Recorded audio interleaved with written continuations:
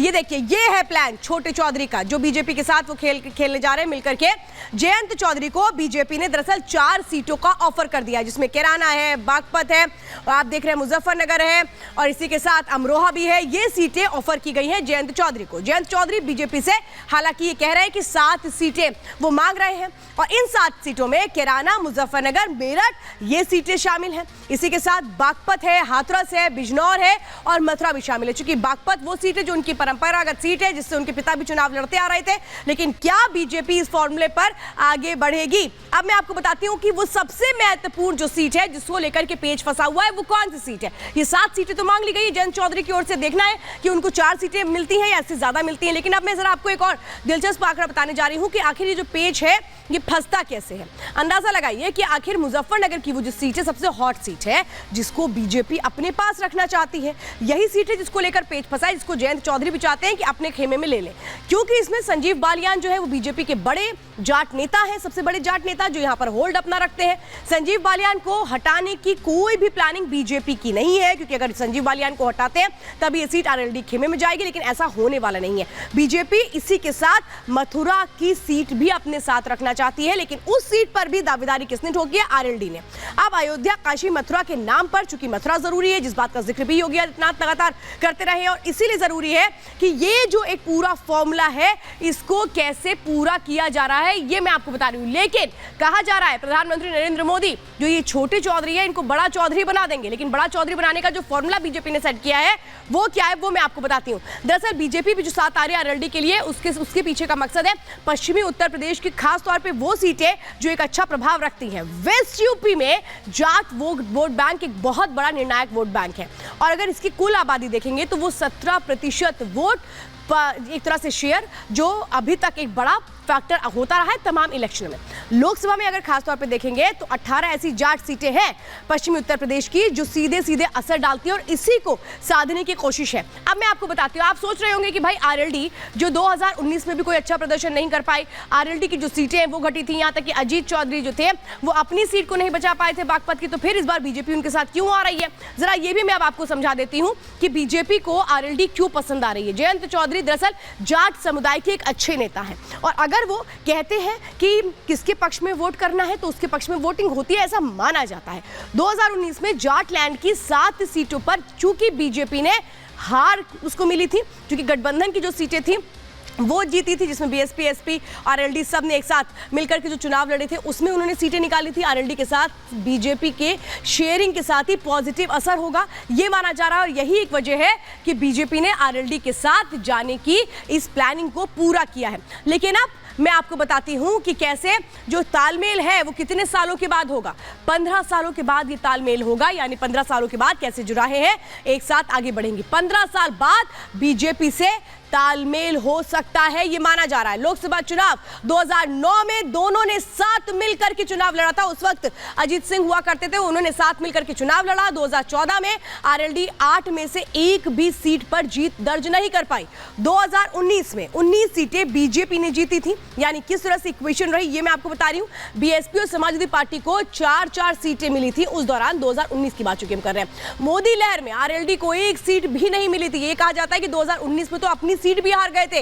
अजीत सिंह जो बागपत की सीट उनकी परंपरागत सीट रही वो भी वो हार गए थे। पश्चिमी यूपी के जाट समुदाय ने नहीं दिया था उस वक्त साथ, ये माना जाता है, और इसीलिए मैं आपको बता रही हूं कि आखिर जो ये प्लानिंग है वो क्या की जा रही है। आप ये समझिए कि जो ये कुर्सी का पूरा खेल है इसको कैसे आगे बढ़ाया जा रहा है, क्योंकि इसमें एक तरफ तो इंडी को जबरदस्त झटका लग रहा है, और इंडी के जितने भी लोग हैं, चाहे वो नीतीश कुमार रहे हो या फिर अब जयंत चौधरी रहे हो, वो कैसे अब दूसरे खेमे में जाते नजर आ रहे हैं। इसमें कई और नाम भी शामिल हो सकते हैं, ऐसा माना जा रहा है। अब ये समझिए क्या कुछ इसके जरिए होने वाला है। सुलझे जयंत चौधरी और इनके जो समीकरण है वो क्या कुछ है। अयोध्या समेत देश भर में राम मंदिर की लहर है, और इसीलिए चाहते हैं जयंत चौधरी भी कि वो भी बीजेपी के साथ आ जाए, और जो एक तरह से फायदा हो सकता है वो उनको सीधे सीधे मिल जाए। जाट समाज भी राम की भक्ति में डूबा हुआ है, ये उनको पता है।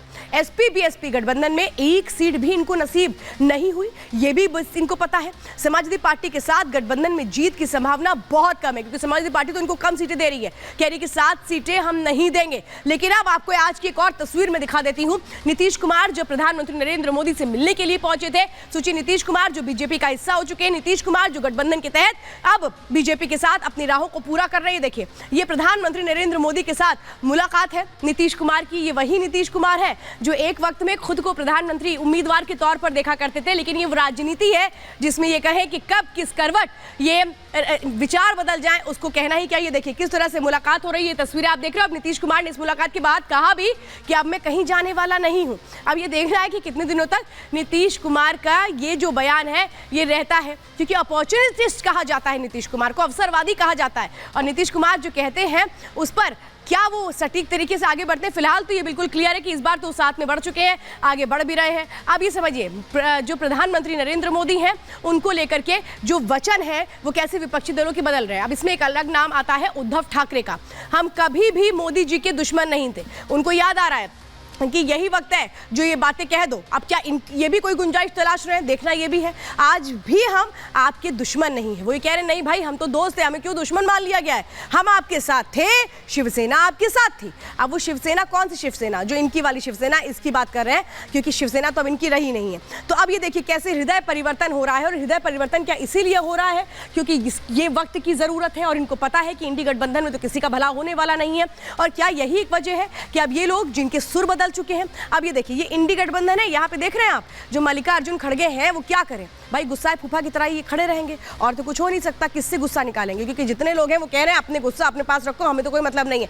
देखिए ममता बनर्जी जो पश्चिम बंगाल में साफ तौर पे कह चुकी हैं कि भाई हम तो अकेले चुनाव लड़ेंगे। अब नीतीश कुमार, अभी आपने मुलाकात देखी प्रधानमंत्री नरेंद्र मोदी के साथ। अब ये केजरीवाल है, केजरीवाल को भी ऐसा लग रहा है कि सीट शेयरिंग का फॉर्मूला बन नहीं पाएगा। और ये देखिए अखिलेश यादव और जयंत चौधरी जो पहले से ही एक तरह से कहे कि सीट शेयरिंग का फॉर्मूला तय नहीं कर पाए। जयंत चौधरी तो माना जा रहा है कि अब सीधे सीधे आ चुके हैं, आने वाले हैं बीजेपी के साथ। अब अकेले कौन बचा, मल्लिकार्जुन खड़गे।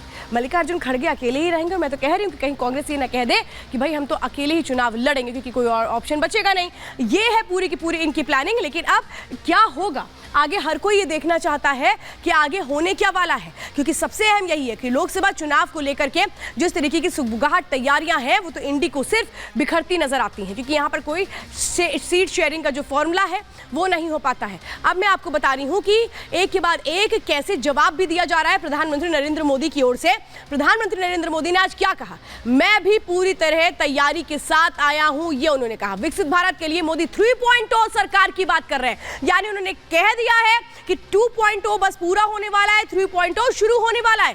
कांग्रेस में नेता नीति की कोई गारंटी नहीं है। साथ ही साथ प्रधानमंत्री नरेंद्र मोदी ने यह भी कहा कि कांग्रेस कंफ्यूज है, मोदी की गारंटी पर सवाल उठा रही है। खुद की कोई कांग्रेस गारंटी नहीं है और जो गारंटी प्रधानमंत्री दे रहे हैं उस पर सवाल उठा रही है, ये कहा गया प्रधानमंत्री की ओर से।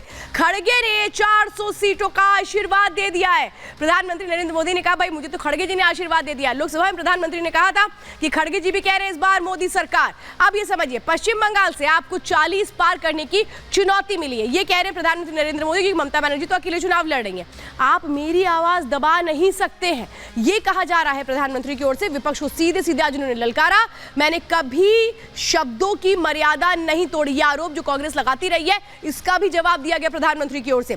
कांग्रेस सोच से एक तरह से कहे आउटडेटेड कांग्रेस का काम कर रही है। कांग्रेस बीमार हो चुकी है, विपक्ष सुनने की ताकत खो चुका है। विपक्ष को आईना दिखाने का काम आज प्रधानमंत्री नरेंद्र मोदी ने किया। लेकिन